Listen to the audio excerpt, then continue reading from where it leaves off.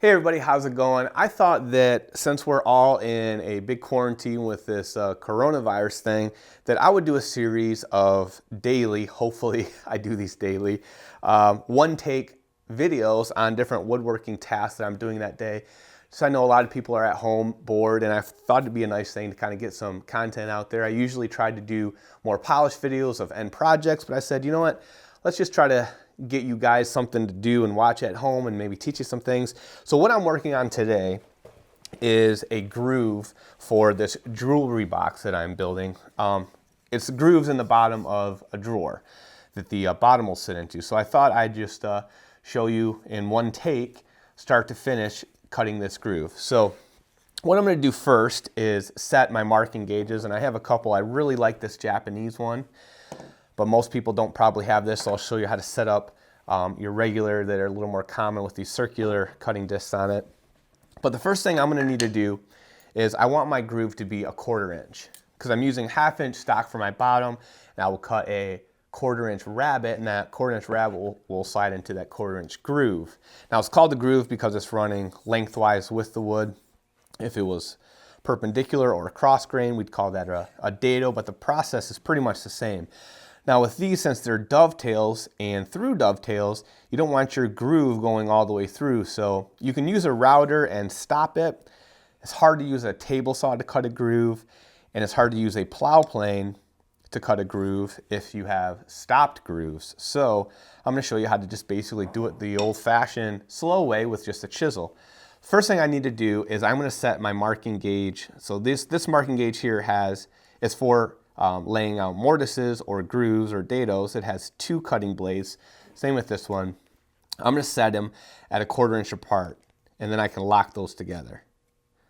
So I need to bring these together until I'm at a 1/4 inch.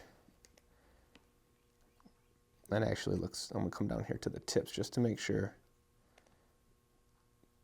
That's good. So now I can lock the gauge together. Now I can set this distance now that these two are tightly together. And how I'll do that is I'm going to go, just simply can take 2 pieces of 1/2 inch stock, because I want my groove to start a 1/2 inch up on the bottom.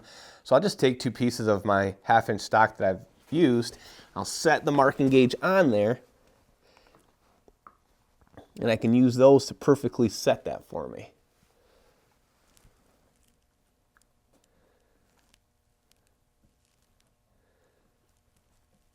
And it's probably hard for you to see, but just sighting down there, I can see that my blades are perfectly at a 1/2 inch, and you can always check that or use your rule as well, but it's always nice to use stock when you can.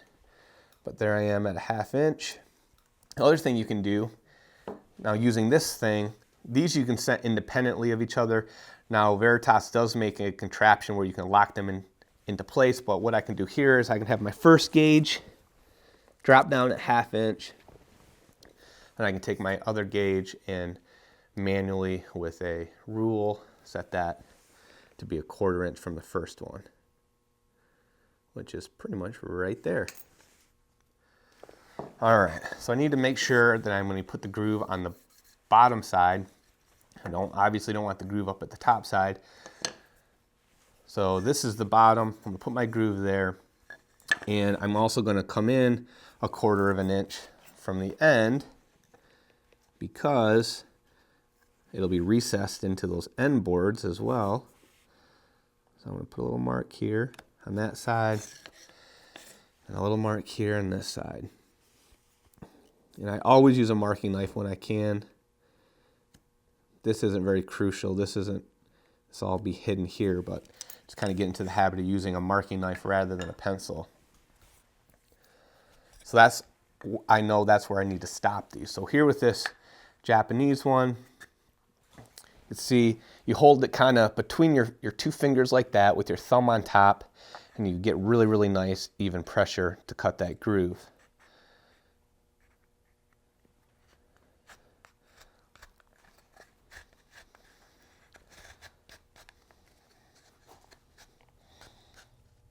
Here to the end.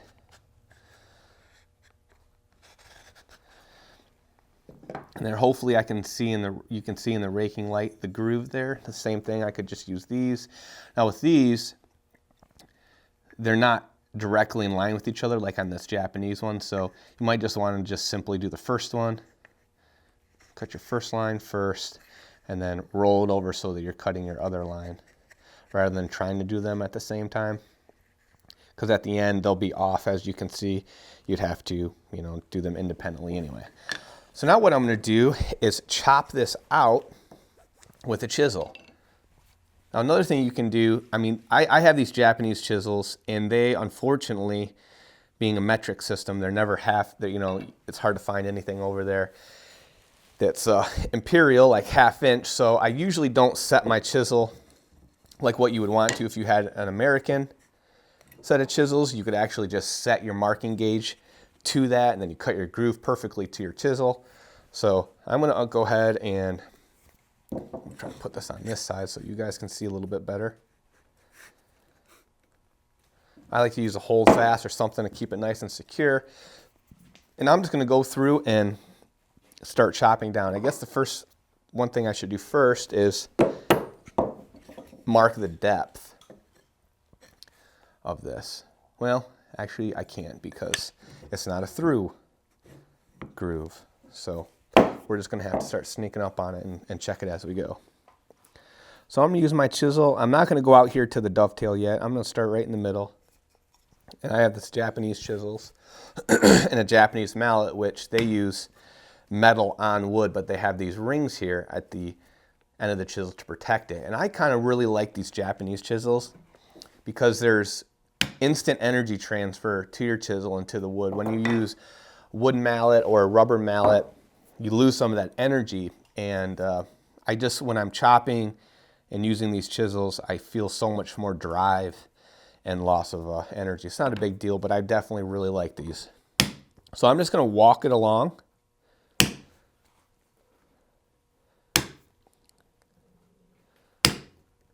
About a 1/8 of an inch at a time. Now the wider your groove is, the less you'll be able to drive down. The wider the chisel, the more resistance, obviously. So this nice little thin 1/4 inch groove is going to drive deep nice and quickly.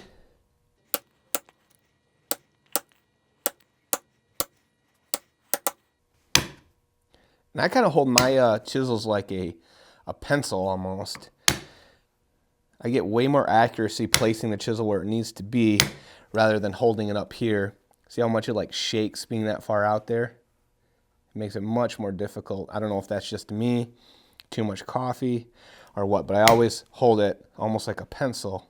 The same thing, like when you're writing, when you're using a pen or pencil, you're not holding the pen or pencil way at the end, you're holding it right by the tip for accuracy. And I don't know how many people do that, but after just using chisels so much, I discovered this is definitely how I like to hold them.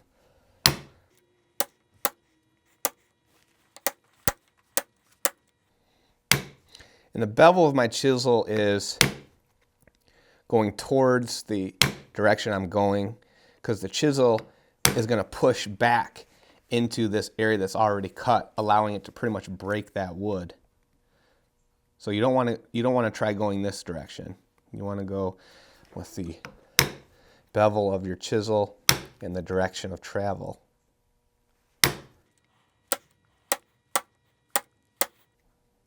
I'm also chopping over the leg of my bench. This is kind of my station. Anytime I'm doing chopping work, you want to be over a solid surface. If you're in the middle of your bench or off of one of the ends, you're going to have a lot of like rebound. So now that I'm getting close to the end here, I'm going to switch the direction of my chisel here. And then I can actually start coming out into this area. And I'm taking smaller cuts at this point. But I'm not going to get all the way to the end because you lose a lot of material there and it gets really weak. So as I'm gouging this stuff out, I'll save that last little 1/8 of an inch to the very end. Come back over here though and remove some of this, because there's no wood back here supporting it, and it'll want to break out if you're not careful. And this side is actually my half blind side. So this side, this dovetail is actually even shorter, another 1/8 of an inch shorter than this side. So now I can, with my fingers, try to get as much out of there as I can. And then I can take my chisel and come in this, like this, and start kind of plowing it out.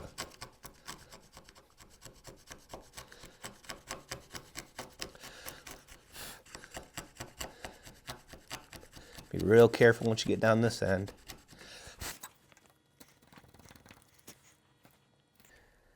I'll widen my groove a little bit so that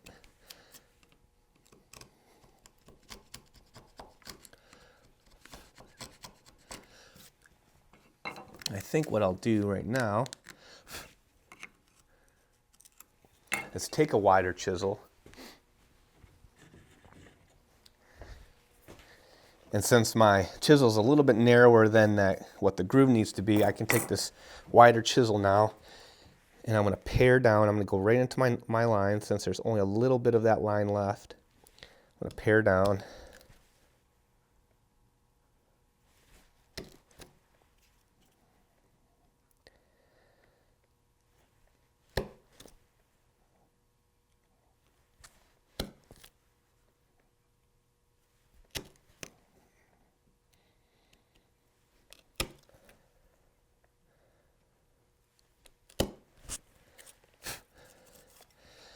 Same thing over on this side. And everyone, I have a list of most of my favorite tools that I use and recommend on my website. I have a section of hand tools, power tools, and camera gear and all that kind of stuff. It's a great way to help support me, especially in these times now that a lot of stuff's shutting down. If you need anything, go to my website, even if it's not woodworking related items. And if you purchase, or if you just click on one of those links, Amazon links, even if you don't buy that item, I'll still get a small kickback of anything that you do buy, and it doesn't cost you anything extra. It's just a nice way to help support me if that's something you're interested in, so I can kind of keep doing this stuff. All right, so now I'm going to come back in. I should probably let me get another hole fast in here.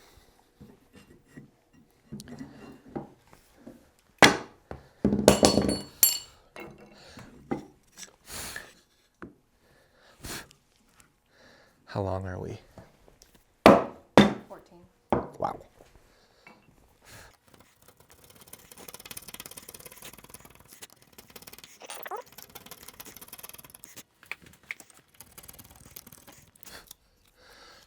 This side always get towards the end, always makes you nervous.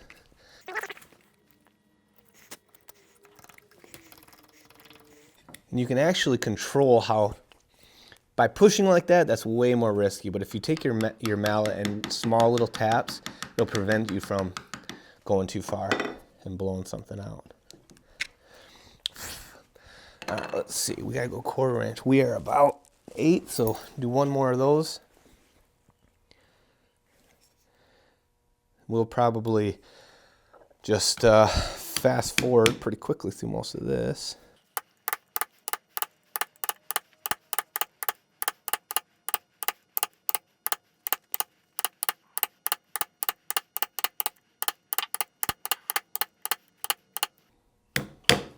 So the secret with this method is when you're only taking the right amount, there's a balance between taking too big of a bite so that it's not actually severing the grain. It actually will push the chunk that you cut, it'll push it that way and break all the side grain holding it in there. So your chisel is severing it where the chisel is, but then on the wall that it's forming, it actually pushes it and breaks all those fibers.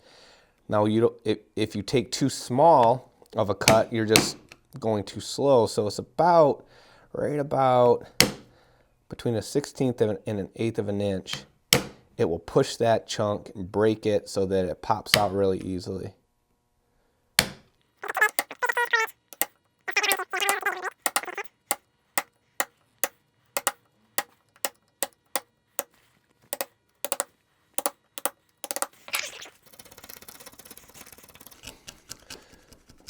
After that first pass that I did, I probably could just take my chisel and with my mallet go all along there without doing that second set of chopping.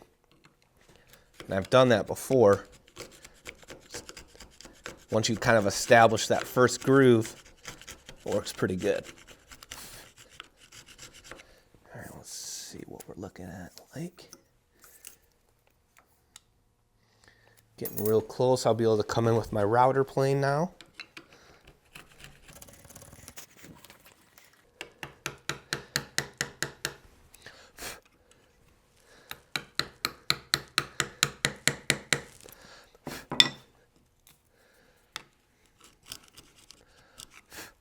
All right, I'm going to take this again and clean up my edge.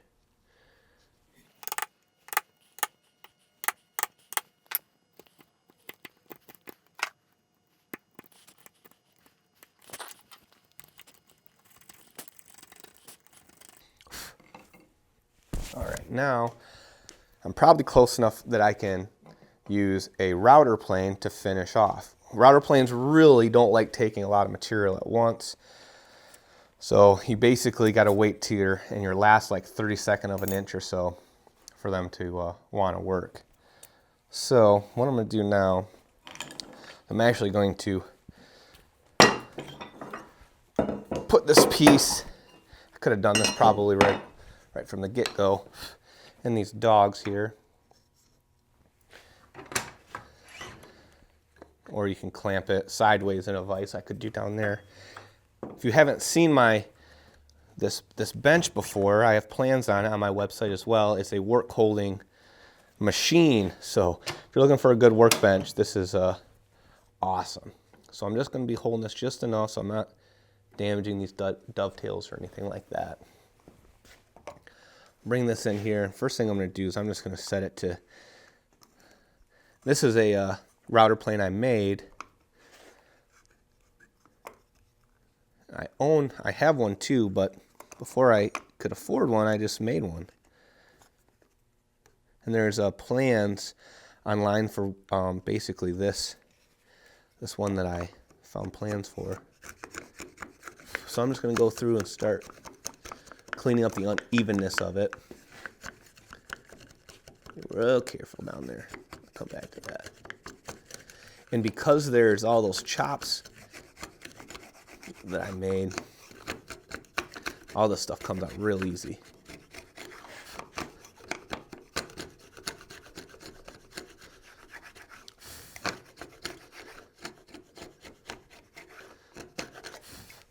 I'll come back this way, switch it around.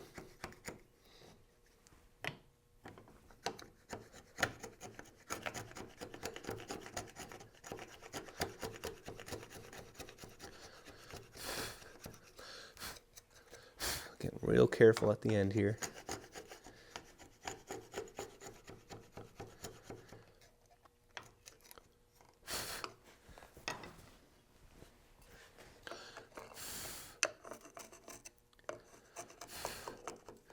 Now I'm going to manually with this mallet here at the end tap this out so I don't blow that out.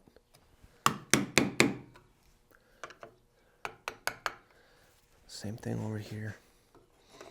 I'm going to use got most control by just tapping with the hammer. So that's what I'm going to do.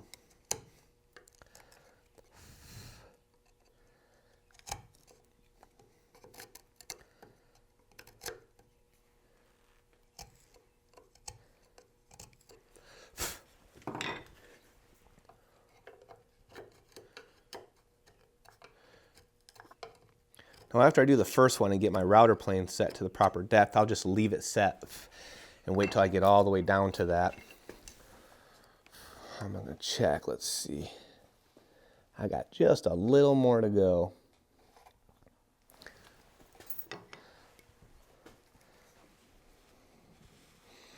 So I'm going to set this. I'm just going to wiggle it down just a little bit more.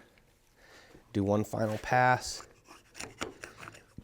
And with the router plane, depending on the direction of the orientation and the grain and everything like that, it's honestly a little bit easier sometimes work backwards So what I do right there, now I just created the proper depth, and then when I move backwards, it'll push into that proper depth, and it just kind of like will go a little bit easier working backwards sometimes.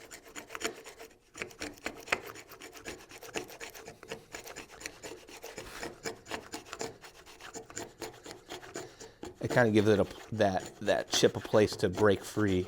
You just want to take little bites. These router planes cannot do much at a time.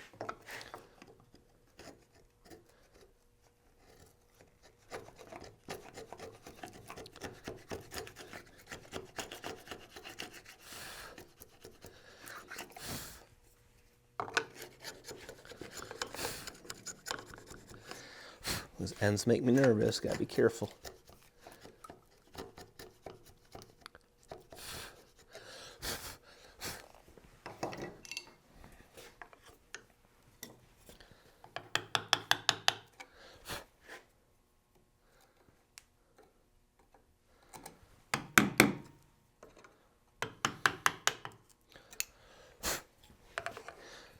One last check.